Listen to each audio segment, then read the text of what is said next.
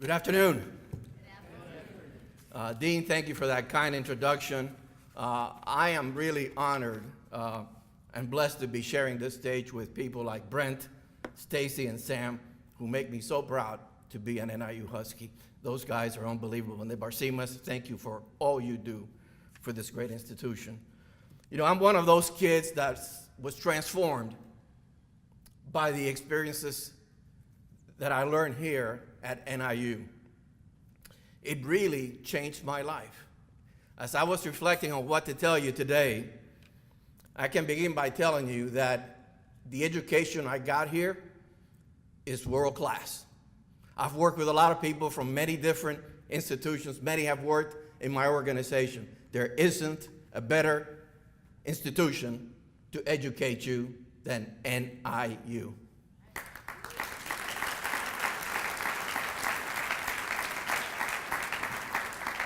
But what's even as equally important, what I learned here was how to learn. Because I didn't realize that I was going to go into an industry where innovation and entrepreneurship were key to your success. So what I learned here is how to learn. And I tell people today, and especially the students that are here, when you get an education, you're getting today's knowledge. But we live in a world that is changing so fast, whether it's technology, regulations, people's needs and wants, that you have got to continue to learn forever, and you have got to learn at the speed of change. At the speed of change. Because if you're learning slower than technology is changing, you are falling behind. Now, I wanted to, again, connect a few dots so you can understand this next comment, especially the students here. When I was going to school here, I came to NIU with a science and engineering background. I knew nothing about business. Yet, what I learned here prepared me to succeed in an industry that did not exist when I was going to school here.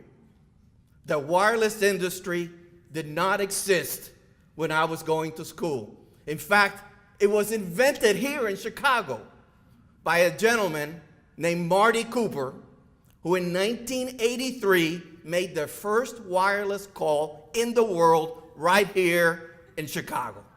That's right. Chicago's a great place to live, baby. Absolutely. So when Marty made the first call, those phones were this size. They were huge bricks. Their batteries evaporated in minutes, the battery time. They cost a fortune, and there was almost no coverage. People in 1983, the best minds in the industry, estimated that in the next 20 years, there were going to be a maximum of 1 million wireless handsets in the globe. We just got the latest number, ladies and gentlemen. We now have 5 billion people with wireless phones in their hands. And I think the rest are too young to have them. Can you imagine that? Marty Cooper is working on something, and I am learning how to run a business only to run it and run it for the last 20 years.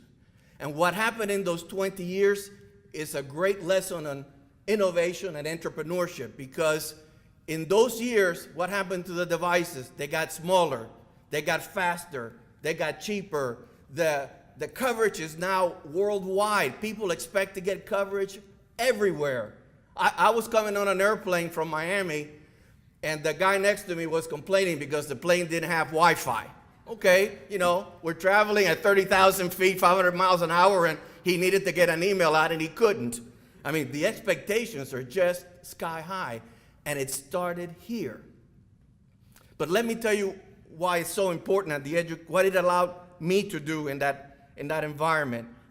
I had a wonderful career working with some of the greatest innovators, I think, in history. One of those was Steve Jobs. Little did I know that my education here would prepare me to launch a little device called the iPhone with Steve Jobs. I signed the contract with Steve at Apple. and we got the exclusive deal on the iPhone. I was one of the first persons in the world ever to see the first iPhone.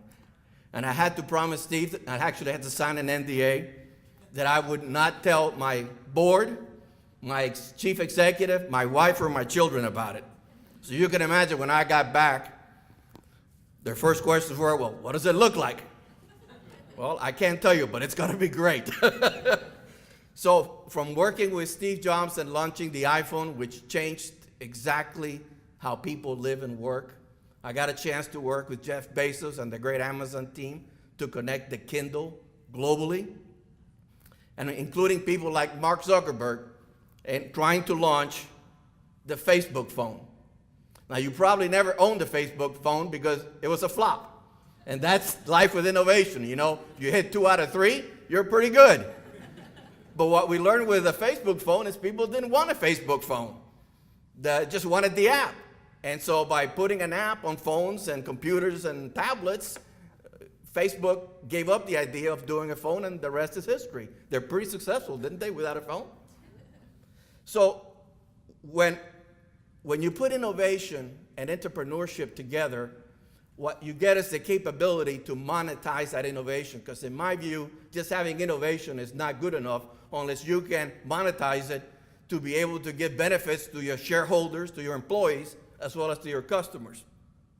I wanted to give you, as a result of our involvement with companies like Apple and Amazon and Facebook and others, what our team, my team did. And I say this is a team effort because business, in my view, is not an individual sport.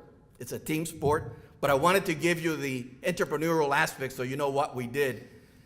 Between 2004 and 2014, when I was the chief executive officer or chief operating officer of Singular Wireless or AT&T Wireless, in those 10 years, we grew revenues by 50 billion with a B, big B. We grew EBITDA, Dr. Kiesel, we have to make a profit. So, sir, we delivered 23 billion in EBITDA. We reduced our customer churn in half, and we won the J.D. Power Award for the customer experience in our retail stores 9 times in a row. NIU does grow good leaders and good leadership. Let me turn next to just the aspects of what I'm doing now and what I've done for a while. I'm so impressed by what I've seen here and in my career about entrepreneurship that I spent a good portion of my life, corporate and otherwise, trying to help young people become entrepreneurs.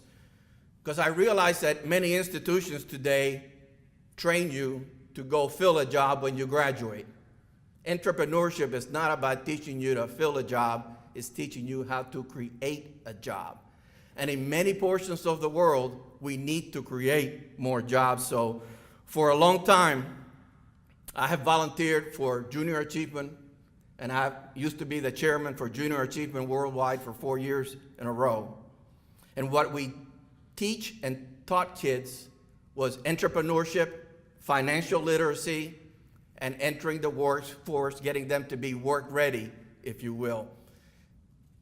What I have seen is JA Worldwide, which reaches 10 million kids every year in 100 countries, absolutely change the life of young people for the good.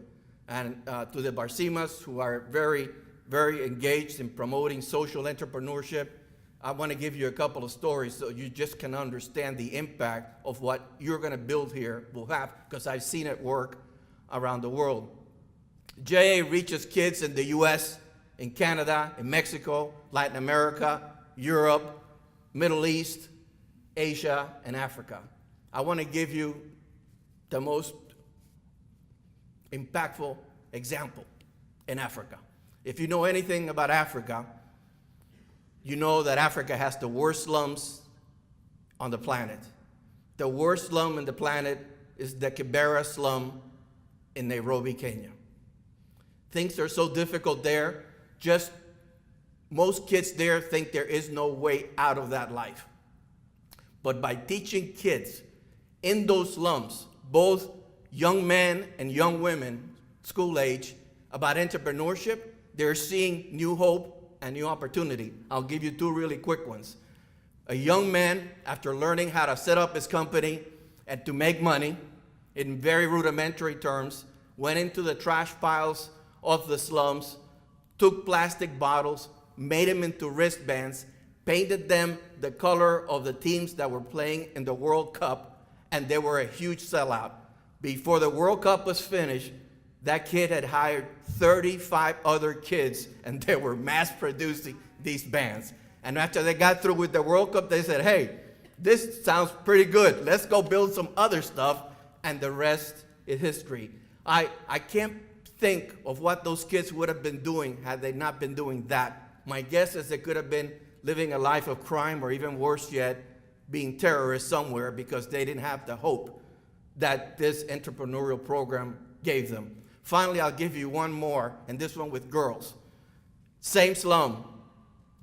There was a girls' soccer team that wanted to get a school built, and they were just not having any success. They went through the entrepreneurship training, and they learned that what they were experiencing could be a great source for journalism and journalism stories. So they formed their own magazine company called the Kibera Shedders. And it's because they were shedding light on their world. Those soccer players became company members. They formed the Shedders, and they now actually have a page in Facebook, if you want to go look it up, the Kibera Shedders. These young ladies have a school in the middle of the slum that looks every bit as good as any private school you would want in this country. The girls dress in uniform, and they're just an unbelievable example of what you can do, like Sam said, to pay it forward. So in closing, especially to the students here, when you get an education at NIU, it opens doors. When you get an education at NIU, don't think about it just as an education. Think about your first step toward a whole life of learning, and learning that has to take place at the speed of change. Finally, I think when you are graduating from NIU, you can do amazing things. In fact, when you graduate from NIU, I think you can do anything because you are a Husky. Thank you very much.